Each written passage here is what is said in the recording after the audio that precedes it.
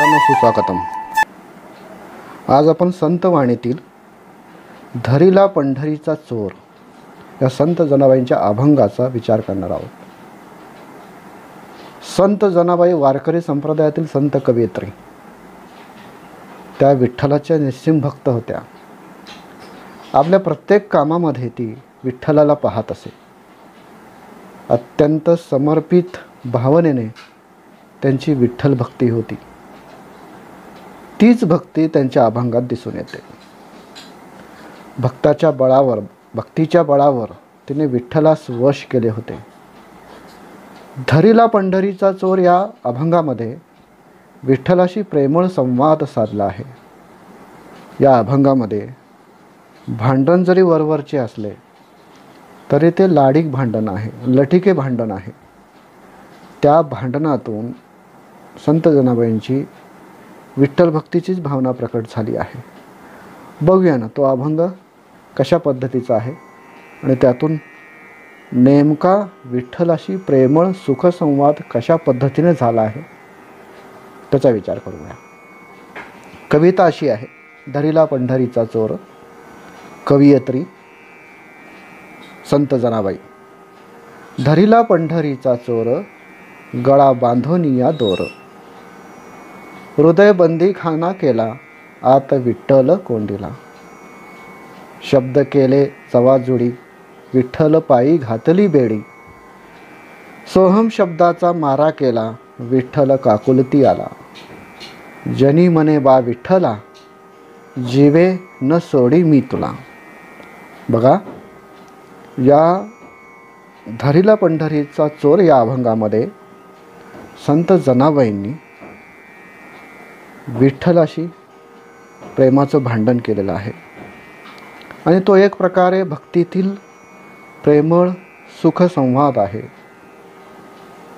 आणि या अभंगातून संत जनाबाईंची विठ्ठल भक्ती किती ओतप्रोत होती, किती समर्पित भावना होती त्याच्यात, हे दिसून येतं. पुढं जाऊया आपण. या कवितेमध्ये संत जनाबाईंनी विठ्ठलाशी भांडणाच्या द्वारे आपल्या भगवंताशी एक सुखद संवाद साधला आहे. त्याला आपण प्रेमळ सुखसंवाद असं म्हणतो. भक्तीच्या सामर्थ्याने तिने विठ्ठलास आपलेसे केले आहे. या आपलेपणातूनच संत जनाबाई परमेश्वराशी प्रेमळपणे भांडत आहेत. त्या म्हणतात, पंढरीच्या या चोराला मी धरले आहे.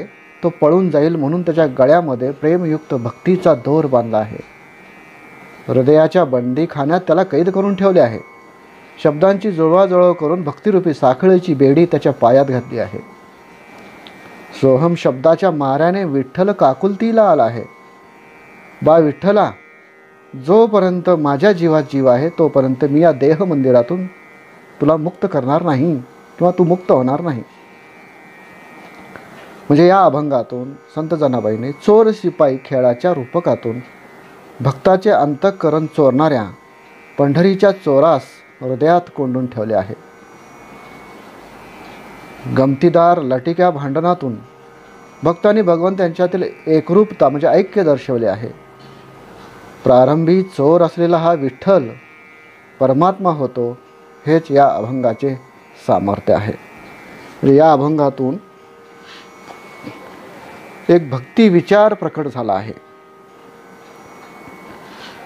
कवयित्रीची विठ्ठलाच्या प्रती भक्तिभाव जो आहे तो व्यक्त झाला आहे. म्हणजे या कवितेच्या भावार्थामध्ये हे आपल्याला दिसतं. संत जनाबाईच्या अंतरंगातील विठ्ठलाच्या प्रती असलेली भक्ती. यानंतर आपण स्वाध्यायाकडं थोडंसं बघूया.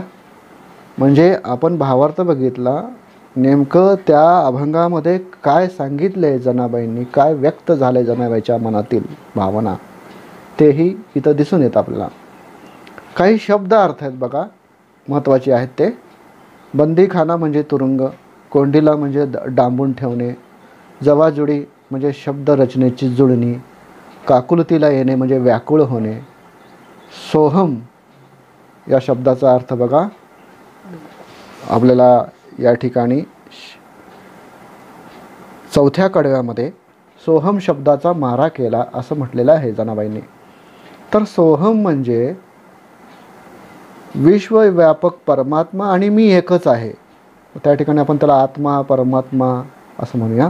आत्मा परमात्मा एकच म्हणजे जीव आणि शिव ऐक्य या अभंगातून संत जनाबाईंच्या अंतरंगातील ही भावना ही दिसून येते.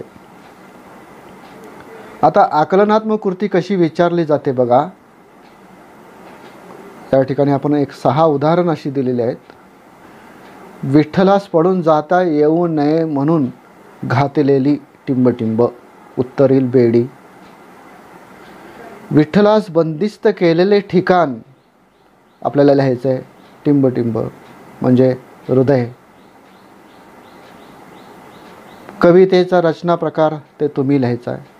उपमा दिलेली गेलेली आहे या अभंगात. विठ्ठलाला उपमा दिली आहे, हृदयाला उपमा दिली आहे. दोर कशाचा दोर आहे हे पण सांगितलेलं आहे. हा विठ्ठल काकुलतीला आला आहे त्याचं कारण पण आपल्याला विचारलं जाईल. आणि या विठ्ठलाला चोर का म्हटलं आहे त्याचंही कारण आपल्याला इथं लिहायचं आहे. यानंतर सर्वात महत्त्वाच्या भागाकडे आपण जाऊया. काव्य सौंदर्य कृती. आता काव्य सौंदर्याची ही कृती आपण 8वी 7वी पासून सोडवत आलेलो आहोत. तरी पण एक उजळणी म्हणून काव्य सौंदर्य कृती सोडवत असताना आपल्याला काय काय करावं लागेल, काय लिहावं लागेल हे बघूया. काव्य सौंदर्यामध्ये विचार सौंदर्य, अर्थ सौंदर्य, भाव सौंदर्य हे तिन्ही घटक परस्पर संबंधित असतात. त्यापैकी म्हणजे हे विचार सौंदर्य, अर्थ सौंदर्य आणि भाव सौंदर्यापैकी एक कुठलं तरी काव्य सौंदर्य तुम्हाला ती कृती विचारली जाईल आणि त्या अनुरोधाने आपल्याला लिहायचं आहे. आता हे लिहित असताना आपल्याला काय लक्षात ठेवायचं आहे बघा.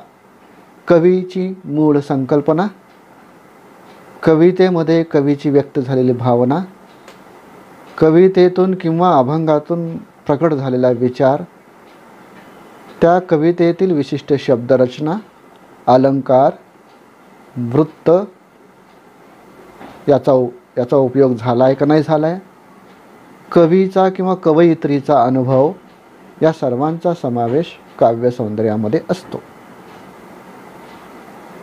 कवितेचा विषय, आशय, विचार, मूल्य, संदेश, भावभावना यातून काव्य सौंदर्य प्रकट होत असते.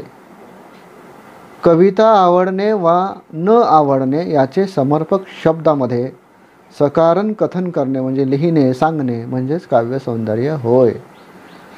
आणि सगळ्यात महत्त्वाचं, काव्य सौंदर्य 2 परिच्छेदामध्ये लिहायची आहे. आता ही 2 परिच्छेदामध्ये काय लिहायचं त्याचं एक उदाहरण आपण पुढं दिलेलं आहे, ते पण समजून घेऊ म्हणजे तुम्हाला काव्य सौंदर्य कृती सोडवत असताना अडचणीचं ठरणार नाही. बघा, काव्य सौंदर्य कृती एक दिलेली आहे उदाहरणादाखल आपल्याला. सोहम शब्दाचा मारा केला, विठ्ठल काकुलती आला, या ओळीतील विचार सौंदर्य स्पष्ट करा. अशी एक काव्य सौंदर्याची कृती विचारली गेलेली आहे. आता ही लिहिली कशी 2 परिच्छेदामध्ये आपण म्हणलेलं आणि पाठीमागचे आपण जे काव्य सौंदर्यामध्ये समाविष्ट जे घटक आहेत, आता या ठिकाणी आपल्याला विचार सौंदर्य सांगायचं आहे. म्हणजे 2 परिच्छेदामध्ये काय लिहायचं हे लक्षात येईल. पहिल्या परिच्छेदामध्ये बघा काय लिहिलेलं गेलेलं आहे. संत जनाबाई रचित धरिला पंढरीचा चोर या अभंगामध्ये खेळाचे रूपक उपयोजन व लटक्या भांडणाद्वारे स्वतःच विठ्ठलमय झाल्या आहेत. विठ्ठलाबरोबरचा प्रेमळ सुखसंवाद प्रस्तुत अभंगात व्यक्त झाला आहे. म्हणजे हा झाला पहिला परिच्छेद. त्यानंतर दुसऱ्या परिच्छेदामध्ये संत जनाबाईंनी भक्तीच्या बळावर विठ्ठलास आपलेसे केले आहे, विठ्ठल आणि आपण एक होऊन गेलो आहोत अशी भावना या ओळीतून प्रकट झाली आहे. सोहम शब्दाचा मारा केला म्हणजे तू आणि मी एकच आहे. तू म्हणजे ईश्वर, मी म्हणजे भक्त, ही भावना लक्षात घ्यायची आहे. भक्त आणि परमेश्वरातील अभेदता संत जनाबाईंनी सांगितलेलं आहे. अशा भक्तीच्या माराने हा विठ्ठल काकुलतीला आला आहे, असा विचार वरील चरणातून व्यक्त झाला आहे. म्हणजे बघा, काव्यसौंदर्याची जी कृती आहे 2 परिच्छेदामध्ये लिहित असताना पहिल्या परिच्छेदामध्ये कवितेचं नाव, कवयित्रीचं नाव, त्यातून नेमकं काय संदेश किंवा काय भावना व्यक्त झालेली ती, आणि दुसऱ्या परिच्छेदामध्ये ज्या ओळीतील विचार आपल्याला उत्तरामध्ये लिहायचं आहे तो विचार दुसऱ्या परिच्छेदामध्ये आला पाहिजे. अशा पद्धतीने काव्यसौंदर्य कृती आपल्याला सोडवायची आहे. आता उदाहरणं तुम्हाला सराव म्हणून काव्यसौंदर्य कृती दिलेली आहे. याच्यामध्ये अर्थसौंदर्य लिहायचं असेल, भाव स्पष्ट लिहायचं असेल किंवा भक्तीचे महत्त्व असेल, या पद्धतीने तुम्हाला 3 उदाहरणं सोडवण्यासाठी दिलेलं आहे. ठीक आहे. धरिला पंढरीचा चोर या ठिकाणी या अभंगातून जनाबाईंना नेमकं काय सांगायचं आहे, त्यातून भावार्थ, त्यातील कवयित्रीची भावना, विठ्ठलाप्रती असलेली भक्ती, त्यानंतर आकलनात्मक कृती काय असेल, काव्य सौंदर्यात्मक कृती काय असेल, आणि सोडवण्यासाठी तुम्हाला ही उदाहरणं दिलेली आहेत. तर ही उदाहरणं तुम्ही सोडवा. काव्य सौंदर्य जेवढं जास्तीत जास्त तुम्ही कृती सोडवाल तेवढं तुम्हाला अधिकाधिक ते व्यवस्थित समजणार आहे. सुरुवातीला अवघड जाईल, समजणार नाही किंवा कसं लिहावं हे लवकर आकलनात येणार नाही, तरीही सरावातून ह्या सगळ्या गोष्टी जमू शकतात. ठीक आहे, आपण थांबूया. पुढच्या वेळेस पुढची कविता घेऊन आपण पुन्हा भेटू.